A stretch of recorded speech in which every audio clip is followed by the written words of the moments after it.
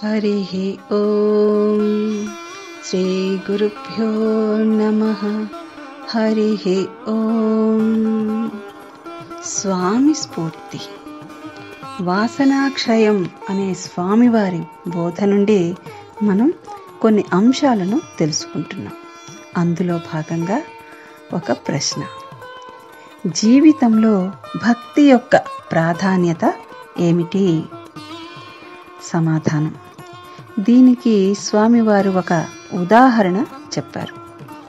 రావణాసురుడు సీతను ఎత్తుకెళ్తున్నప్పుడు జటాయువు అనే ఒక పక్షి తన బలహీనత తెలిసినా, ఓడిపోతానని, ప్రాణం పోతుందని తెలిసినా రావణునితో పోరాడింది.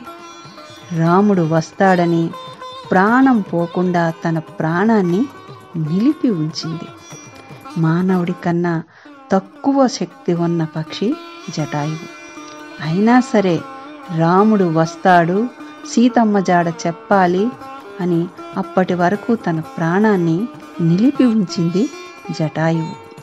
అదెలా సాధ్యం అంటే, దైవ కార్యములో నిమగ్నమై ఉన్నప్పుడు ఇచ్ఛామరణం అనే వరం దానికి పనిచేసింది.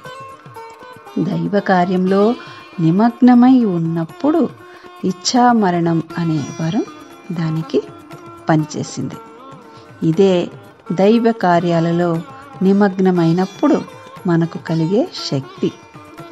కర్మలో నీకు ఎంత ప్రావీణ్యత ఉన్నా కానీ నీకు భక్తి లేకపోతే జ్ఞానాన్ని పొందలేవు.